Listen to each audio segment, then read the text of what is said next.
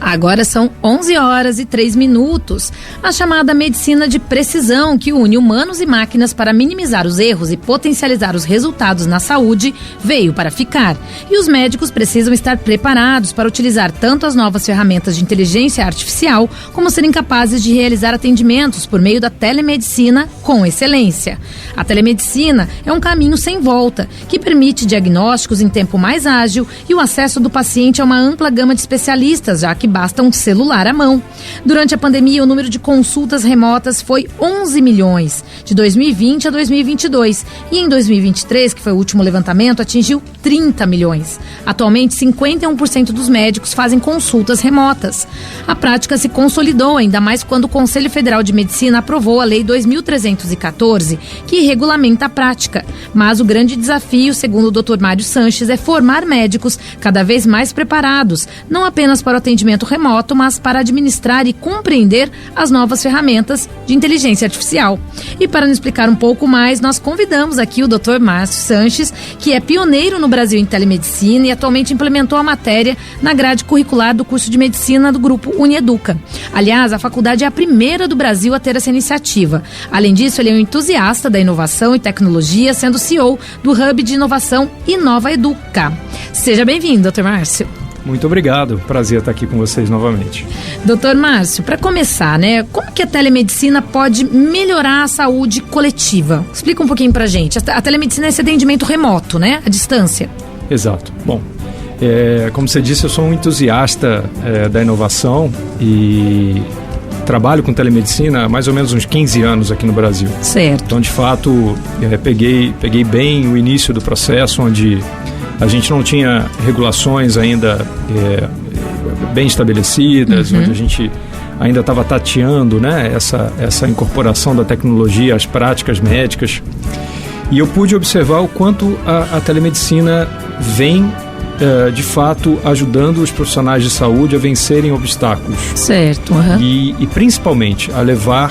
o Dr. Adib Jatene, que foi um ex-ministro da saúde nosso, ele era um entusiasta de telemedicina, e ele dizia que o que mais encantava ele na questão da telemedicina era a possibilidade de, em vez de você trazer o paciente para o centro de especialidade, você levar o centro de especialidade até o paciente. Olha, que bacana. Então é ampliar o acesso.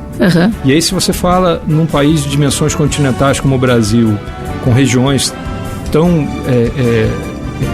diferentes, onde a gente tem, de fato, muita dificuldade, principalmente de reter profissionais. É verdade, tem mesmo. De alto nível de especialização, como são médicos especialistas. Isso mesmo. Eu mesma, na época que eu trabalhei em Paragominas, que fica no interior do Pará, eu era repórter lá, e nós tínhamos um grande problema com isso. Exato. Porque a cidade tinha disponibilidade para pagar médicos, mas os médicos não queriam ir morar em Paragominas. E é muito racional entender isso, Complicado. Porque como você fixa, por exemplo, um neurologista, um reumatologista, se você talvez naquela população não tenha um volume de pacientes suficiente para, inclusive, gerar demanda para esse médico, se ele talvez não vai ter também todo o arsenal terapêutico disponível, diagnóstico disponível, Então, é exatamente isso, é você usar a telemedicina como um braço, como uma alternativa, como uma ferramenta que ajude a permitir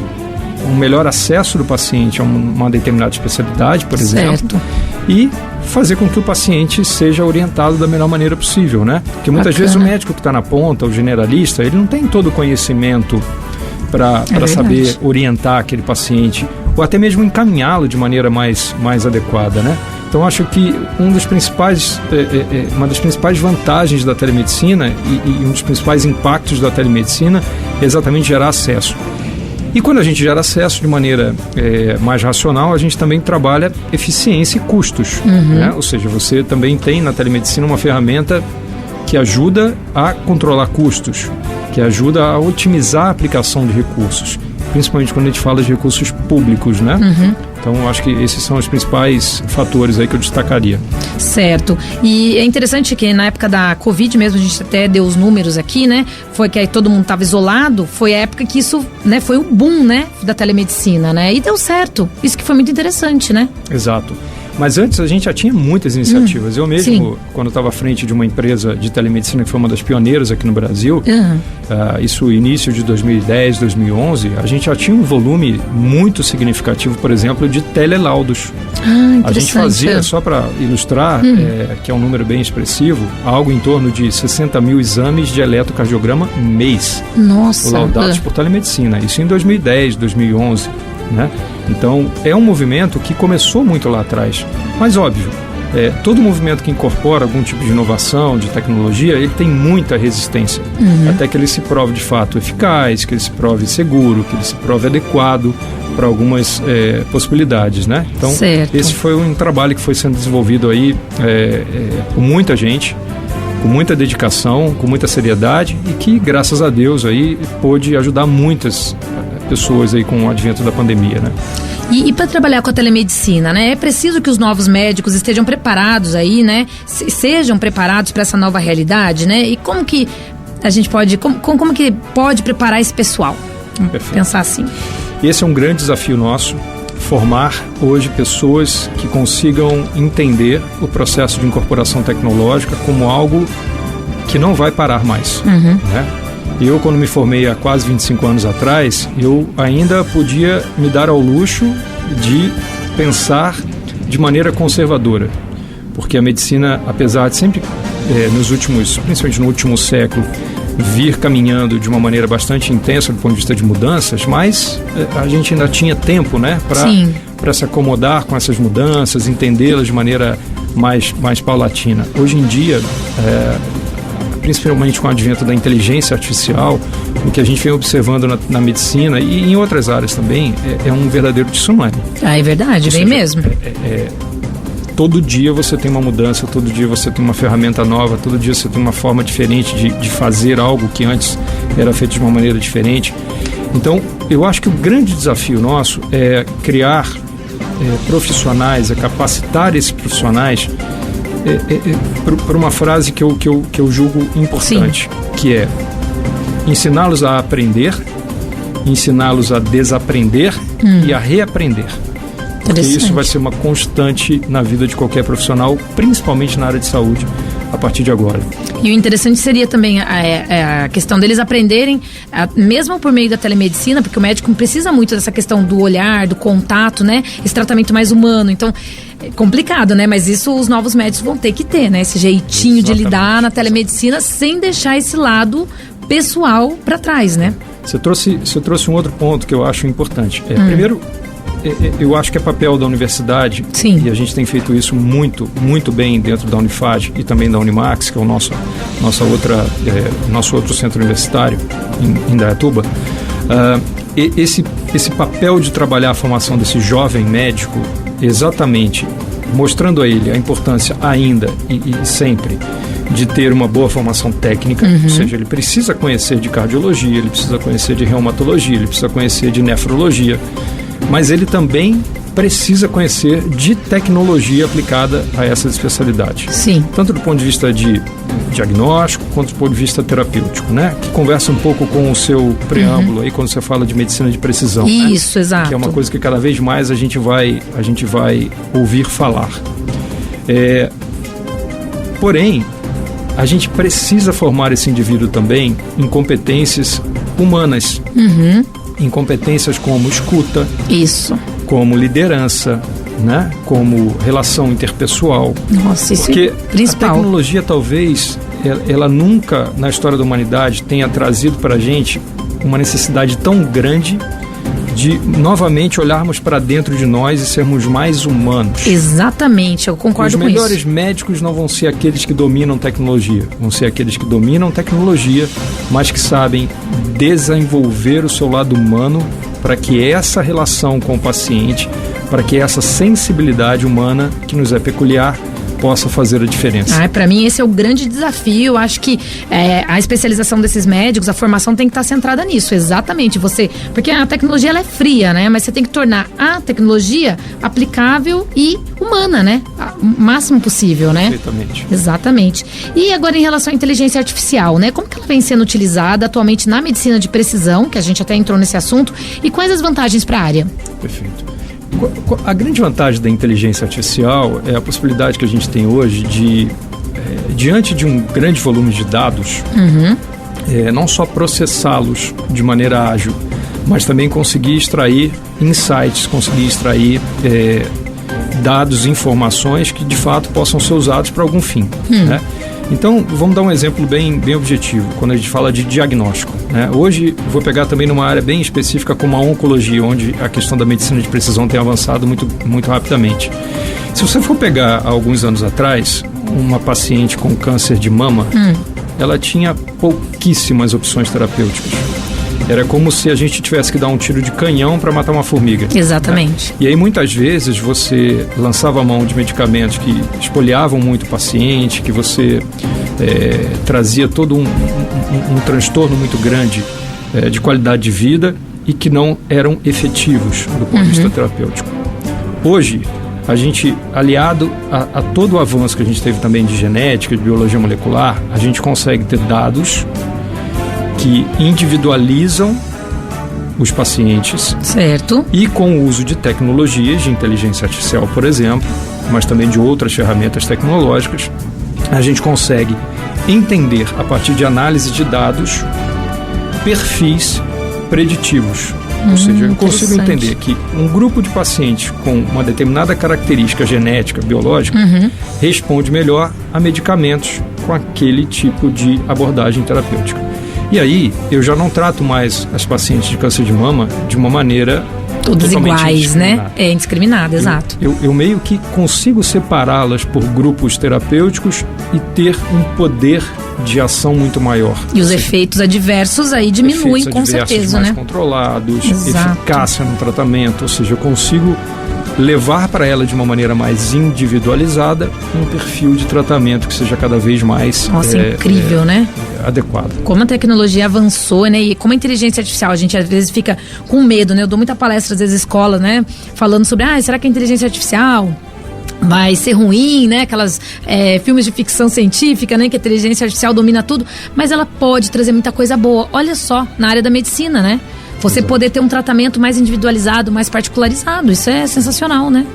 E é possível, por meio da IA, também prevenir doenças? Tem como fazer isso também? Sem dúvida. Se você consegue desenvolver modelos preditivos, você consegue identificar muito cedo, num perfil populacional, por exemplo, características que possam levar ao desenvolvimento de uma determinada patologia. Certo. E atuar de maneira preventiva dessa forma, né? Então, cada vez mais eu acredito que a gente vai chegar num ponto em que a gestão de saúde populacional, ela vai ter tanta ferramenta de inteligência incorporada que vai ser possível, a partir de elementos diagnósticos, exames, se observar, se distribuir a população em determinados perfis, grupos, subgrupos, e atuar de maneira muito apropriada em cada um desses grupos, prevenindo doenças que têm um impacto social enorme, né? A gente está falando de câncer aqui, mas se você for pegar, por exemplo, hipertensão arterial, diabetes mellitus, hoje está falando de um volume de população gigantesco. Hoje mesmo é o dia de combate à endometriose, que até a gente deu aqui, né? Endometriose que afeta tantas mulheres por aí, né?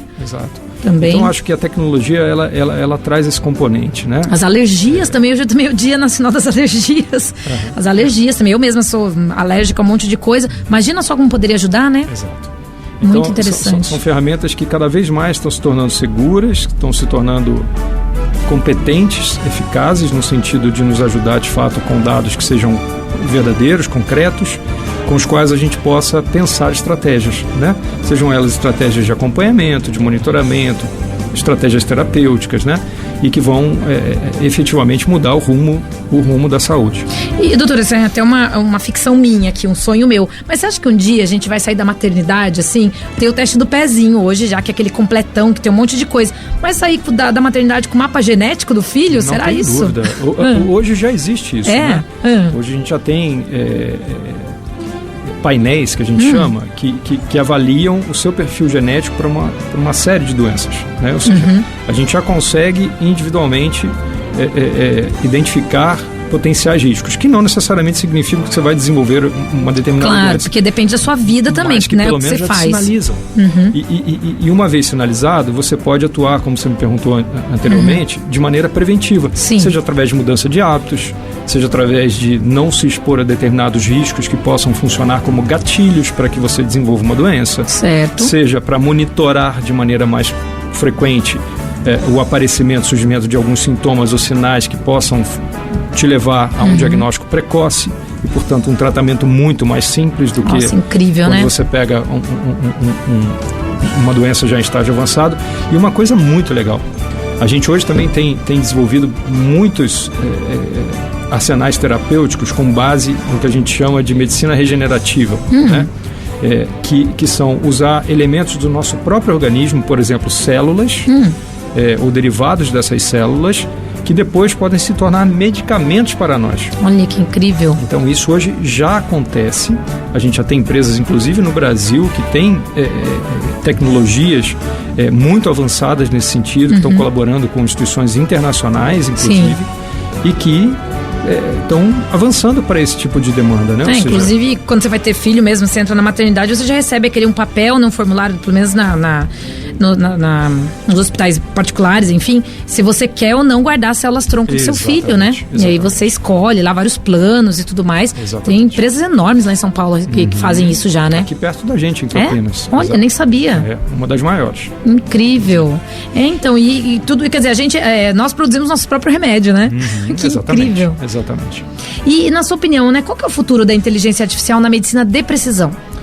Essa pergunta é complexa, né? Essa é difícil. Até porque a gente ouve muitos especialistas e estudiosos da inteligência artificial dizer que a gente está no início desse processo. Então, é realmente muito difícil prever. Certo. A minha impressão, a impressão de quem acompanha esse movimento desde que ele começou, é de que a inteligência artificial, ela cada vez mais vai nos dar elementos para atuar de maneira muito individual. Isso é ótimo, muito bacana. Sem que isso represente um aumento de custo, sem que isso represente necessariamente um trabalho a mais, né? Que antigamente, se você fosse falar, eu vou tratar, vamos supor, na época que eu tinha meu consultório de reumatologia, eu vou tratar cada um dos meus pacientes de lúpus de uma maneira super individualizada. Era muito difícil eu conseguir fazer isso. Faltavam dados, era isso? Faltavam não só dados, mas faltavam ferramentas que me permitissem me tornar, a gente vem escutando muito esse termo hoje, exponencial. Ou seja, ter a capacidade de fazer mais coisas ao mesmo tempo. As ferramentas de inteligência artificial têm trazido para a gente exatamente isso hoje. Ou seja, o homem hoje ele tem a possibilidade de se tornar exponencial, né? Certo. Que é executar muitas tarefas ao mesmo tempo. Porque hoje a gente consegue ter ferramentas que conseguem nos ajudar nesse sentido. Então, trazendo de novo para a questão do consultório, sim. Se eu tenho ferramentas que me ajudem, por exemplo, a estabelecer comunicações de maneira mais efetiva e constante com diferentes perfis de paciente, eu consigo montar estratégias e conversar ao mesmo tempo com eles de maneira simultânea. Certo. Entende? Ou seja, ampliando a minha capacidade e fazendo com que realmente possa ser percebido pelo paciente que o atendimento está sendo efetivo de maneira ali, mais né? personalizada, mais individualizada. Certo. E atualmente algum exemplo assim recente ou um caso de sucesso que ilustre esse impacto positivo do uso da inteligência artificial na medicina de precisão? Sim. A gente tem um projeto em parceria com uma empresa de Minas Gerais, que é uma parceira nossa no nosso hub de inovação, que desenvolveu uma plataforma que está sendo validada agora através de alguns estudos clínicos, né? Que a ideia dela é exatamente criar um ambiente que permita aos médicos oncologistas analisarem de maneira preditiva a resposta dos pacientes a um determinado perfil de tratamento. Olha que interessante. Então, você, antes de começar o tratamento, você alimenta essa plataforma com alguns dados, com algumas informações, vindas de exames, vindas de elementos clínicos que a gente consegue levantar na análise do paciente. Okay. E a ferramenta nos indica, olha, não vale a pena começar esse perfil de tratamento porque ela não vai responder bem de acordo com esse dado que a gente tem levantado aqui pela plataforma, né? Então isso é game changer, né? É algo que muda o jogo, né? Exatamente. Você evita expor um paciente a um determinado tratamento se antecipadamente você consegue prever que aquele desfecho não vai ser adequado, né? Nossa, e muitas vezes até, assim, tem casos até que o próprio tratamento é que leva à debilidade do paciente, né? E às vezes a pessoa acaba morrendo nem, né, da doença em si, mas, enfim, da fragilidade que o corpo fica, né? Então é uma maneira aí de você evitar esse tipo de coisa, né? Muito interessante isso. Exatamente. Certo, doutor. E isso tudo, então, os alunos aqui da Unieduca, enfim, da Unifage, da Unimax, vocês colocaram isso na grade e acharam importante, então? Certamente. Interessante. Esse é um trabalho que a gente vem fazendo já desde o ano passado. É um trabalho muito bem pensado, porque a gente entende que os alunos eles precisam ganhar competências técnicas primeiro, para terem em paralelo um letramento digital, ou seja, aprenderem também sobre tecnologia e, na sequência, aprenderem sobre como usar a tecnologia na prática médica com o conhecimento que já adquiriram. É o futuro. A ideia é que eles cheguem no internato, que é onde a gente tem a prática, né? Sim. O treinamento prático, já com habilidades que possam ser lapidadas para quando eles saírem para o mercado, se tornarem médicos, eles poderem chegar nos serviços de saúde tendo exatamente ciência de que telemedicina não é só abrir uma tela de computador e como se você estivesse fazendo um meet, né? Exato, conversando ali informalmente, não, né? Você tem recursos, você tem formalmente, né? que te ajudam a orientar um exame à distância de maneira muito eficiente, né? Então esse é o nosso grande desafio. E também, em paralelo, a gente está criando produtos para oferecer para os nossos hospitais parceiros e para quem tiver interesse, que ajudam também a formar e a capacitar de maneira contínua esses profissionais depois que eles estão no dia a dia das suas profissões, né? A gente também está preocupado com o que a gente hoje chama de long life learning, né? Ou seja, o aprendizado sim, isso aí não para, né? O resto da vida, né? Exato. Então, ser um braço para as instituições de saúde, hospitais, enfim, principalmente, de formação continuada, de capacitação continuada dos seus profissionais, né? Vamos torcer também para os nossos ministros da saúde, né? Próximos, enfim, né? Que tenham esse acompanhamento, né? Porque a tecnologia hoje, como a gente disse, não para mais, né? E isso precisa ser incorporado. No Brasil nós temos o SUS, né? Enfim, precisa ser incorporado, né, doutor? É muito importante, né? Vai ajudar muita gente. A gente acabou de sair de uma reunião agora aqui com a Secretaria de Saúde de Jaguariúna, para tentar entender de que maneira a gente pode colaborar para ajudar a resolver alguns gargalos, né? Algumas coisas que a gente sabe que as demandas são muito altas, né? Então, acredito que muito em breve, Jaguariúna é uma cidade muito interessante nesse sentido, uma cidade que já tem uma vocação para inovação, já é uma Smart City. Já é uma Smart, exatamente, uma Smart City. É um feito, e aqui o meu registro aí a todo o time da Secretaria de Tecnologia, de Inovação e ao próprio prefeito Davi também, por esse empenho em desenvolver a cidade no sentido responsável, né, de incorporação tecnológica, melhorando os serviços, né, e aplicando melhor os recursos. E eu tenho absoluta certeza que a gente vai ter muita coisa bacana nos próximos anos. O melhor aqui para Jaguariúna, né? Para a população, que vão tornar Jaguariúna e a região polos tecnológicos e polos de inovação muito fortes. Quem sabe seremos mais aí um polo aí na medicina, né? Exato. Avançada aqui em tecnologia. Tomara, doutor. Muito obrigada pela participação. Eu que agradeço, é sempre um prazer poder contribuir com vocês. Tá certo, então participe, mande seu comentário aqui pro Rádio News pelo DDD 19 3867 2849. A tecnologia aqui a nosso favor, exatamente. Vocês podem participar e interagir conosco. Lembrando que vocês também podem acessar o site da Rádio Estrela FM, que está com um novo visual pelo estrelafm.net, e lá nos ouvir de qualquer lugar do mundo. Rádio News, música de qualidade e informação sob medida.